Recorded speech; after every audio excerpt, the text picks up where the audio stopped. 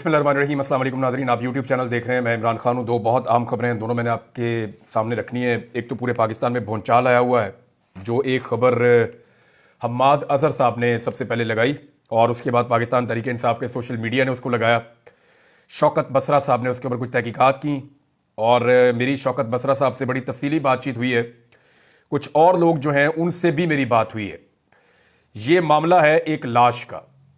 एक लाश जो है वो इस्लामाबाद से लाई गई है जनूबी पंजाब में और उसको दफन किया गया है। लेकिन जब उसको दफन किया गया तो पता चला कि उसको तो गोली लगी है। हालांकि ये बताया गया लाश देते हुए कि इसको गोली नहीं लगी, बल्कि ये एक एक्सीडेंट के अंदर मारा गया है। लाश की हालत भी बहुत अजीब थी। कहानी है क्या, मैं आपको बता देता हूं। पाकिस्तान तहरीक इंसाफ का जो क्लेम इसके बाद सामने आया, या जो एनी शाहिदीन कुछ पैदा हुए हैं नए, उनके जो क्लेम सामने आ रहे हैं वो ये कहते हैं कि उन्होंने बहुत सारी लाशें देखी हैं। एक लाश उस मुर्दा खाने में नहीं देखी गई, दो नहीं देखी गई, 10 नहीं देखी गई, बहुत ज्यादा लाशें देखी गई हैं। मैं अगर आपको नंबर बताऊंगा तो भूचाल आ जाएगा। या जितनी बड़ी तादाद में, जैसे मुईद पीरजादा साहब ने एक दावा किया था, ये उस लेवल का दावा सामने आया। अब ये है क्या, ये मैं आपको बता देता हूं कि जनूबी पंजाब में राशिद नाम का कोई शख्स था जो जनूबी पंजाब का रहने वाला है और ये 2-2.5 माह से अपने रिश्तेदारों या अपने घर वालों से राब्ते में नहीं था। उसकी वजह यह थी कि इसकी शादी का कोई मामला था जिसके ऊपर एक इख्तलाफ था और ये अपने घर वालों से राब्ता नहीं कर रहा था। अचानक इसके भाई को एक टेलीफोन कॉल आती है और उसको ये पूछा जाता है, आसिफ गल कर रहे हैं? उसने कहा जी मैं आसिफ बात कर रहा हूं। उसने कहा जी आसिफ तुम राशिद के भाई हो? उसने कहा जी मैं राशिद का भाई हूं, हमारे वालिद का नाम जो है वो मोहम्मद शफीक है। बिल्कुल ठीक है जी। वो कंफर्म करता है बंदा पहले। अच्छा, जो कॉल आती है वो अननोन नंबर से आती है। पहले अननोन नंबर की जो कॉल है, ये अननोन नंबर का मतलब ये नहीं होता कि आपको नंबर नहीं पता, नाम नहीं लिखा हुआ, आपने फीड नहीं किया, नहीं। ये जो एजेंसियों की कॉल्स होती हैं या मखसूस लोग जो ताकतवर लोग हैं पाकिस्तान के अंदर, जब वो कॉल करते हैं तो आपके मोबाइल में कोई नंबर ही नहीं आता, लिखा हुआ आ जाता है अननोन। यानी आप पता ही नहीं कर सकते कि ये बंदा कौन था जिसने आपको कॉल की है।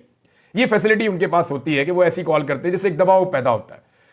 वो आसिफ के बकौल जो मामला बाहर आया कि वो उठा नहीं रहा था उस कॉल को, वो डर रहा था, क्योंकि ये सारे पाकिस्तान तहरीक इंसाफ के लोग हैं और ये सोशल मीडिया पे पोस्टें वगैरह करते रहते हैं। तो उन्हें लगा शायद कि हमारे लिए कोई मुश्किलात पैदा होने जा रही है, हम पोस्टें वगैरह करते हैं, इमरान खान को सपोर्ट करते हैं, तो ये अननोन नंबर से कॉल आ रही है, कोई नई मुसीबत ना बन जाए। लेकिन फिर जब उसने डरते डरते फोन उठाया तो उसको बताया गया कि तुम्हारा भाई जो है वो राशिद, वो उसका एक्सीडेंट हो गया और उसकी डेड बॉडी ले लो। इस पे उस बंदे ने कहा, जो आसिफ है, उसने ये कहा जी कि मैं आप पे कैसे एतबार करूं, आप अननोन नंबर से बात कर रहे हैं, वो डेड बॉडी को सरकारी आदमी है, आप कौन है, अपना तारुफ करवाए। तो उस बंदे ने ये कंफर्म करके कि ये फैमिली वही है, फोन बंद कर दिया कि तुम सब्र करो, मैं कॉल तुम्हें करवाता हूं। उसके बाद जनाब कॉल आती है दोबारा और अब के कॉल करता है एएसआई इम्तियाज। ये सब्जी मंडी थाने का एएसआई है। ये अब सारी तहकीकात मैंने की है, मैं चीजें आपके सामने रख रहा हूं। ये जो इम्तियाज नाम का एएसआई कॉल करता है, ये बताता है जनाब कि राशिद की इस्लामाबाद में रोड एक्सीडेंट में मौत हो गई है, फैमिली मेंबर आ जाए और वो आकर उसकी लाश ले जाएं। ये इम्तियाज एएसआई भी ये कंफर्म करता है कि यार तू आसिफ ही गल कर रहे हैं, तेरा भरा सी राशिद, तो अपने भाई की आगे भाई डेड बॉडी ले जा। वो ये कहता है जी हम तो जनूबी पंजाब में रहते हैं, सादकाबाद, वो उधर रेंजर खान। तो हमारे कुछ अजीज हैं जो रहते हैं इस्लामाबाद में, जानने वाले, उन्हें हम कहते हैं हमारे कजन वगैरह है, वो आ जाएंगे, आके देख लेते हैं। तो वो तस्वीर भेजता है, कहता है ये तेरा भाई है? कहते जी बिल्कुल ये मेरा भाई है, कंफर्म कर देता है। मौत कैसे हुई, एक्सीडेंट हुआ है। अब वो अपना एक कजन भेजते हैं, जब वो कजन जाता है तो वो उसको डेड बॉडी नहीं देते।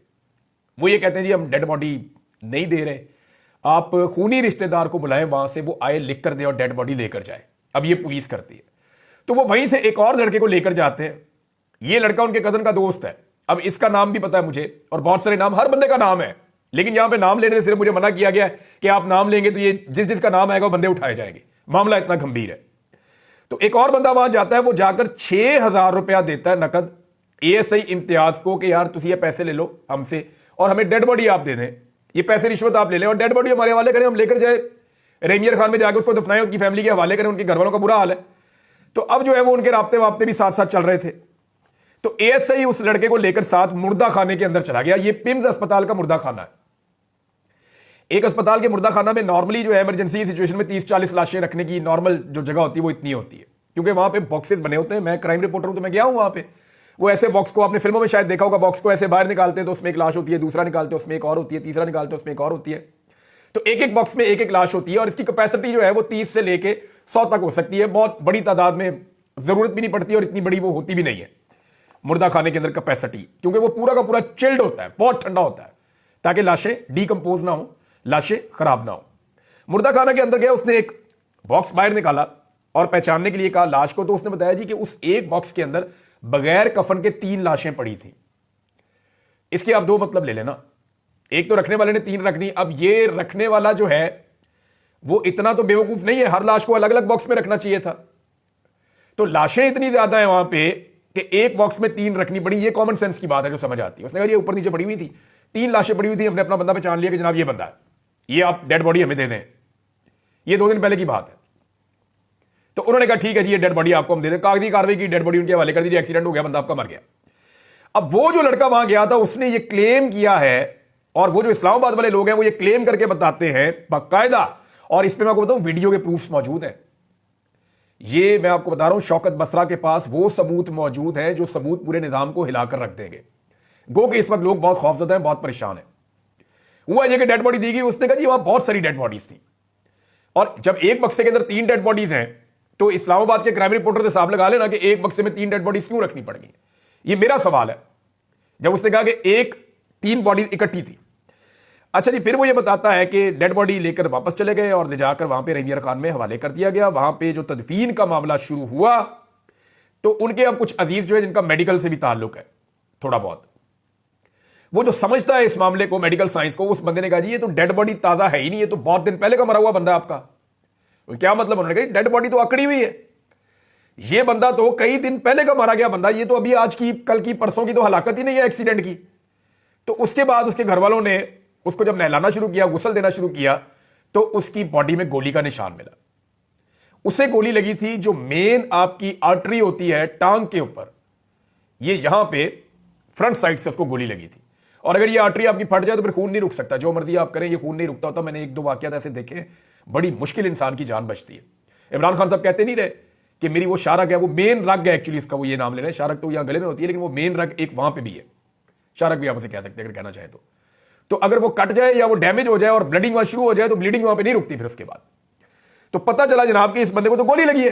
अब उसकी वीडियो वहां कोई बना रहा था, वीडियो बन गई, रोला पड़ गया, ये वीडियो मार्केट में आ गई। हमाद अदर के बाद इंफॉर्मेशन आई, उन्होंने शेयर कर दी, सबने शेयर कर दी। अब इससे जुड़ी सारी इंफॉर्मेशन बाहर आना शुरू हो गई है और शौकत बसरा ने बहुत बड़ा क्लेम किया। मेरी जब उनसे बात हुई तो उनके पास नाकाबिले तरदीद सबूत मौजूद हैं, लेकिन ये सारी की सारी फैमिली को इस वक्त पूरी तरह से घेरे में ले लिया गया है और जितने भी लोग इस केस के अंदर अब तक इन्वॉल्व हुए हैं उन सब अफराद को घेरे में ले लिया गया है। मैं अभी तक ये क्लेम नहीं कर रहा कि वहां कितनी डेड बॉडीज है, मैं आपको वो बता रहा हूं जो इंफॉर्मेशन मुझे इन लोगों ने दी है। अगर आप अस्पताल में बात करेंगे तो वो तो बात करने के लिए तैयार नहीं है। मैंने वहां 2-4 लोगों से बात की, उन्होंने कहा वहां तो इंफॉर्मेशन छुपा लेते हैं। बल्कि जब ये सानिया हुआ उसके बाद कई दिनों तक तो वहां पे पैरामिलिट्री फोर्सेस खड़ी रही हैं अस्पताल के बाहर। अस्पताल के अंदर आने जाने की किसी को इजाजत नहीं थी। जो सहाफी अंदर बाहर आ जा रहे थे, साकिब बशीर और मुतीउल्ला जान साहब, इनको उठा लिया, इनके ऊपर मंशियात का पर्चा भी डाल दिया। तो कुछ तो था पिम्स अस्पताल में जिसकी वजह से इतनी पर्दादारी थी। बहरहाल ये अब उस नौजवान का क्लेम है। अब ये इतना बड़ा इल्जाम है और इतना बड़ा मामला है कि इसके ऊपर तहकीकात होनी चाहिए। देखिए, एक स्टेटमेंट मुहित पीरजादा साहब ने दिया, उन्होंने कहा जी उनके पास पक्की खबर है। फिर कुछ और लोगों ने कहा जी बहुत ज्यादा लोग जो है उनकी शहादतें हुई हैं, जितनी फायरिंग हुई है और जो बाद में इलाका साफ किया गया है उसके हवाले से भी लोगों के बड़े तहफ्फुज़ात हैं। लेकिन ये जो इंसिडेंट है, इसने यानी पुलिस ने ये क्यों कहा कि इसका एक्सीडेंट हुआ है? हालांकि वहां पे जब गए तो पता चला जी इसको तो गोली लगी है और वहां निशान बाकायदा मौजूद है कि इसकी बॉडी के अंदर गोली दाखिल हुई है। अब इतनी बड़ी बात सामने आ गई है, इंटरनेशनल मीडिया को बुलवाना चाहिए और हुकूमत को इसके ऊपर अपनी तफसीलात बतानी चाहिए। मुझे जो 1-2 लोगों ने कहा, उन्होंने कहा जी पिम्स के ऊपर जो है वो दोबारा से कड़ी सिक्योरिटी है और वहां से ये मुमकिन है कि अगर कोई लाशें वहां मौजूद हैं तो उनको गायब कर दिया जाए। अब ये सबकी अपनी अपनी बात है। गवर्नमेंट क्योंकि मालूमात को छुपा रही है, अस्पताल में किसी को जाने नहीं देती, अस्पताल का रिकॉर्ड छुपाती है, तस्लीम नहीं करती जो हुआ है, तो फिर इस तरह की चीजें जन्म लेती हैं। लेकिन ये हकायक हैं जो मैंने आपके सामने रखे हैं। जो मैंने आपको बताया वो वही बताया जिसकी रिकॉर्डिंग बाकायदा वीडियो उसके अंदर मौजूद है। मैंने अपने से आपको इसमें कुछ नहीं बताया और आजाद जराए से आप इन चीजों को जाके कंफर्म कर सकते हैं। तो ये है जनाब अब तक की इस हवाले से सूरत हाल मैंने आपके सामने रख दी कि ये मामला क्यों उठा, इसके पीछे रीजन क्या था। अब नादरीन, एक स्टेटमेंट नुसरत जावेद साहब का आया, सीनियर जर्नलिस्ट हैं। उन्होंने बताया और जो उन्होंने बताया, मैं चाहता हूं कि पहले मैं वो आपको एज इट इज बताऊं, फिर आज मैं आपको वो असल कहानी सुना दूंगा कि एक्चुअली हुआ क्या था, जनरल बाजवा ने कौन सा खेल खेला था और वो क्यों खेला था। इमरान खान को अमरीकियों ने नहीं हटाया था, ये कह रहे हैं नुसरत जावेद। जनरल बाजवा को एक्सटेंशन चाहिए थी, उसने देखा इमरान खान काबू में नहीं आ रहा, उसका दिल तो फैज हमीद पर आया हुआ है, उसने अपोजिशन को डराया और खान को हटा दिया। ये नुसरत जावेद साहब ने कहा। बात गलत नहीं है, लेकिन ये मुकम्मल नहीं है, क्योंकि अब ये बात शुरू हो गई है। मैंने बड़े अरसे से ये सारी चीजें अपने दिल में रखी हुई थी, मैं खोल के आज आपके सामने रख देता हूं कि हुआ क्या था। हुआ यह था कि जनरल बाजवा का दिल नहीं भर रहा था एक्सटेंशन से।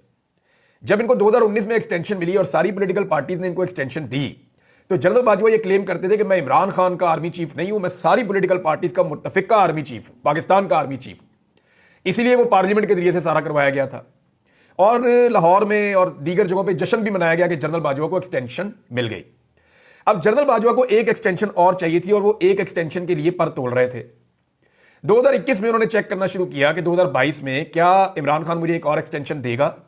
तो जनरल बाजवा के जो बहुत करीबी लोग थे पाकिस्तान तहरीक इंसाफ में, जो इमरान खान साहब के वज़रा के अंदर भी शामिल थे, बाद में वो छोड़कर भी इमरान खान साहब को चले गए, उनसे जनरल बाजवा ने राब्ता किया और अंदाजा लगाने के लिए कहा कि जरा अंदाजा तो लगाएं कि मामला क्या है। तो जब इमरान खान साहब के साथ ऑफ द रिकॉर्ड लोगों ने बात की, तो इमरान खान साहब ने कहा यार मैं पहले एक्सटेंशन देकर पछता रहा हूं, मैंने अपना असूल तोड़ा है, तो मैं दोबारा एक्सटेंशन देना अभी बड़ा वक्त पड़ा है, देखेंगे। इमरान खान साहब ने नागवारी का इजहार किया इस सवाल के जवाब में। यह इंफॉर्मेशन जनरल बाजवा तक पहुंच गई कि इमरान खान मुझे जाती तौर पर एक्सटेंशन मजीद देने के हक में नहीं है। अच्छा, यह बात सिर्फ बाजवा साहब तक नहीं पहुंची, आसपास भी पहुंच गई, यानी जो मिलिट्री एस्टेब्लिशमेंट के हल्के हैं उनके अंदर भी चली गई। बाजवा साहब ने बेइज्जती महसूस की, उन्होंने कहा जी एक्सटेंशन तो मैंने लेनी है, अब इमरान खान नहीं होगा, एक्सटेंशन मैं ले लूंगा, मैं अपने बंदे लाके एक्सटेंशन ले लूंगा। वैसे भी उनके दिल के अंदर एक प्यार मोहब्बत तो था मियां नवाज शरीफ साहब के साथ, वो सब जानते हैं कि जनरल बाजवा और क्या ताल्लुक है नवाज शरीफ का और जनरल बाजवा के ससुर का और ख्वाजा आसिफ का, ये नेक्सस है क्या एक्चुअली, ये सबको पता है, कुछ छुपी हुई बात नहीं है। जनरल बाजवा ने 2 टारगेट सेट किए थे, इमरान खान को हटाकर दूसरी पार्टी लाकर उससे अपने लिए एक्सटेंशन लेने के लिए 2 टारगेट थे। नंबर 1, पाकिस्तान की पॉलिटिकल पार्टीज, उनको सबको राजी करना है कि इमरान खान की हुकूमत गिरा के आप आएं और आके मुझे एक्सटेंशन दें। नंबर 2, पाकिस्तान की मिलिट्री एस्टेब्लिशमेंट को राजी करना है, क्योंकि इमरान खान मिलिट्री एस्टेब्लिशमेंट के अंदर मकबूल थे। तो सबसे पहले तो फैज हमीद को हटाया गया और जनरल नदीम अंजुम साहब आ गए। अब हुआ यह कि मिलिट्री एस्टेब्लिशमेंट को कैसे समझाया जाए। मैंने आपको कई दिनों से एक बात कर रहा हूं कि पाकिस्तान की मिलिट्री एस्टेब्लिशमेंट का एक रिकॉर्ड बड़ा क्लियर है और हमेशा से क्लियर है कि वो कभी भी अमेरिका के खिलाफ नहीं जाते, जो अमेरिका कहता है वो वही करते हैं। तो मिलिट्री एस्टेब्लिशमेंट को कंट्रोल करने के लिए अमेरिका से एक दबाव दरकार था ताकि जनरल बाजवा के साथ सारे के सारे मिल जाएं। अब अमेरिका के अंदर लॉबिंग शुरू करवाई गई 2021 में, ये लॉबिंग बहुत तेज हो गई और उसके लिए पैसा भी पाकिस्तान का खर्च हुआ। ये कहानी सारी अब सामने आ चुकी है, ढकी छुपी नहीं है, अखबारात में छप भी चुकी है। तो जनरल बाजवा साहब ने अमेरिका में लॉबिंग करवा के उनको बताया इमरान खान आपके लिए बहुत बुरा है, मैं आपके लिए बहुत अच्छा हूं, ये बाकी पॉलिटिकल पार्टीज बेहतर है आपके लिए, इमरान खान बहुत बुरा है। जो बाइडन पहले ही इमरान खान साहब से शख्सी तौर पर थोड़ा सा वो रखते थे बुग्स, तो वो फौरी तौर पर इनके ट्रैप में आए और जबरदस्त किस्म का एक वहां से साइफर आ गया। जनरल बाजवा साहब, अब देखिए इमरान खान साहब बार बार पूछते थे साइफर लिखा किसके नाम गया था कि इमरान खान को निकालो, किसके नाम था। यानी लिखा तो आपके वो साइफर तो एक्चुअली नोट्स होते हैं ना, एक्चुअली तो साइफर नोट्स होते हैं, जो मीटिंग हो रही होती है, तो वो ऑर्डर किसके लिए था, एक्चुअली पाकिस्तान की एस्टेब्लिशमेंट के लिए था। तो जनरल बाजवा ने मिलिट्री एस्टेब्लिशमेंट को बताया कि जनाब ऐ हो गया, अमेरिका इमरान खान को अब बर्दाश्त नहीं कर रहा, इसको निकालना पड़ेगा। सियासतदानों को जनरल बाजवा ने डराया कि इमरान खान जो है ना वो जनरल फैज हमीद को ले आएगा और ये जितना आपके ऊपर जुल्म हुआ ना ये सारा जनरल फैज हमीद ने किया, मैं तो आपके साथ हूं। ये करके सियासतदानों को भी राजी कर लिया और फिर पाकिस्तान में रेजीम चेंज ऑपरेशन करवा दिया। ये है जी सारा खेल। इस तरह जनरल बाजवा ने अमेरिका को भी इस्तेमाल किया और अमेरिका ने इमरान खान का रेजीम तब्दील करवाया। वो इसके अंदर ना सिर्फ इन्वॉल्व हुए बल्कि उन्होंने बहुत सारी एफर्ट की। फिर उसके बाद जो सहाफी शामिल हुए, बहुत सारे आपके सियासतदान शामिल हुए, बंदे तोड़े गए, बहुत सारा पैसा इन्वॉल्व हुआ और इस तरह जनरल बाजवा ने रेजीम चेंज करवा दिया। अब 2 सवाल पैदा होते हैं कि उसके बाद जनरल बाजवा को एक्सटेंशन क्यों नहीं मिली और फिर इमरान खान साहब ने जनरल बाजवा को क्यों कहा कि आप एक्सटेंशन लेनी है। एक्चुअली इमरान खान को पता चल गया कि ये एक्सटेंशन के लिए कर रहे हैं, तो उन्होंने कहा यार एक्सटेंशन लेनी मेरे को लल्ला है, ये ना करो जनरल बाजवा साहब, मुल्क की इकोनॉमी तबाह हो जाएगी जो अब तक तबाह है। इमरान खान ने दुरुस्त कहा था कि अगर आप अभी छेड़ेंगे हुकूमत को, हमारी पॉलिसीज खराब हो जाएंगी, लोग इन पर एतबार नहीं करेंगे, मुल्क की इकोनॉमी बढ़ जाएगी और वो बढ़ गई। वो अभी तक ठीक नहीं हो रही, सारे कोशिशें करके देख चुके हैं। यानी जो फौज ने भी एफर्ट डाली उसका भी कुछ नहीं बना, कोई कुछ नहीं कर सका इकोनॉमी को ठीक करने के लिए। इमरान खान ने ठीक कहा था, तो इससे बेहतर तो था जनरल बाजवा इमरान खान से एक्सटेंशन ले लेते, कम से कम ये तजुर्बा तो ना करते। अब हुआ यह कि दूसरा सवाल यह कि बाजवा साहब को एक्सटेंशन क्यों नहीं मिली, उसकी दो चीजें हुई थी। अब मैं आपके सामने वो फैक्ट रखने लगा हूं जो मुझे थोड़े दिन पहले पता चले थे। हुआ यह कि जनरल बाजवा ने एक्सटेंशन लेने के लिए मौजूदा हुकूमत के ऊपर दबाव डाला, जिसकी गवाही इरफान सिद्दीकी ने और नून लीग के कई लोगों ने दे दी है कि बाजवा साहब कहते थे एक्सटेंशन दो 2 साल की मुझे मजीद, लेकिन हुकूमत उन्हें कहती थी हम आपको 1 साल की एक्सटेंशन देंगे, 2 साल की नहीं देंगे। हुकूमत यह चाहती थी कि फैज हमीद समेत बहुत सारे जर्नैल रिटायर हो जाएं, जनरल बाजवा कंटिन्यू कर दें, 2023 में नए आने वाले बंदों में से हम एक बंदा चुन के अपना आर्मी चीफ लगा लेंगे, हमें सुकून हो जाएगा। लेकिन जनरल बाजवा 2 साल की एक्सटेंशन मांग रहे थे, इस पे झगड़ा हो रहा था। जनरल बाजवा ने मार्शल लॉ की धमकी भी लगाई कि मैं मार्शल लॉ लगा दूंगा अगर आपने मुझे एक्सटेंशन ना दी तो। उन्होंने कहा हुकूमत ने कि इमरान खान जीने नहीं देगा अगर आपको हमने एक्सटेंशन दी, हमारी तो सियासत बढ़ जाएगी, सारी अवाम आपके खिलाफ हुई है, हमें तो बूट पॉलिश के ताने मिल रहे हैं। तो फिर जनरल बाजवा ने क्या किया कि पंजाब के अंदर फ्री एंड फेयर इलेक्शन करवा दिया, वो जो 20 सीटों पे इलेक्शन हुआ था 17 जुलाई 2022 को, और उस बुनियाद पे इमरान खान साहब से मुलाकात करके कहा कि देखें मैंने फ्री एंड फेयर इलेक्शन करवाया, मैं बिल्कुल ऐसा free and fair election Pakistan में करवाना चाहता हूं, लेकिन ये इलेक्शन अभी नहीं हो सकता, उसके लिए मुझे एक एक्सटेंशन चाहिए, चंद महीने में मैं रिटायर हो रहा हूं, आप मुझे एक एक्सटेंशन दे दें। मुझे हुकूमत 1 साल की एक्सटेंशन दे रही है आपकी मर्जी के खिलाफ, अगर आपकी मर्जी शामिल हो जाए तो मैं 2 साल की एक्सटेंशन ले सकता हूं, मैं बड़े आराम से आपको फ्री एंड फेयर इलेक्शन करवा दूंगा, खान साहब आपकी मकबूलियत है, आप जीत जाएंगे, हमारे खिलाफ आप बयानियां बनाना बंद कर दें।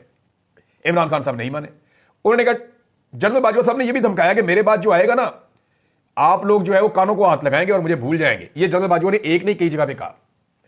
अब हुआ यह कि इमरान खान साहब माने नहीं और उन्होंने कहा जी 6 महीने बाजवा साहब आपको हम दे सकते हैं और आप इलेक्शन करवाएं और जाएं।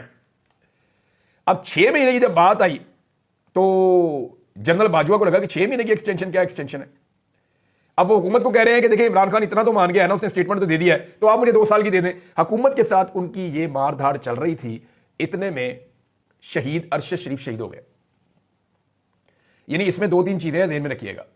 एक तो शहबाज गिल के ऊपर और आदम सवाती के ऊपर जुल्म और जबर के पहाड़ तोड़ दिए गए, लोगों को नंगा करने का सिलसिला शुरू हो गया और यह सारा काम ISI पाकिस्तान की इंटेलिजेंस एजेंसी है उसके ऊपर इल्जाम लगता है कि वो कर रही थी। और लगातार जब ये चीजें हो रही थी तो इससे नफरत और ज्यादा बढ़ती गई जनरल बाजवा के खिलाफ। अरशद शरीफ की शहादत का डायरेक्ट इल्जाम जनरल बाजवा पे आया और मैं आज भी समझता हूं कि जनरल बाजवा ही वजह है अरशद शरीफ की शहादत की।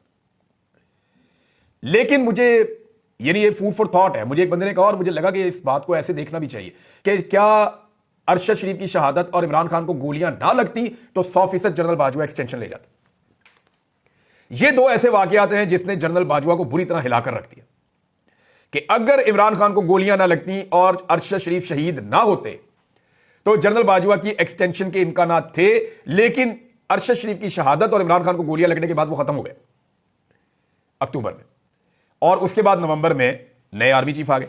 ये है जनाब अब तक की सारी कहानी कि ये असल वो बात थी जो पूरा गेम हुआ और किस तरीके से हुआ।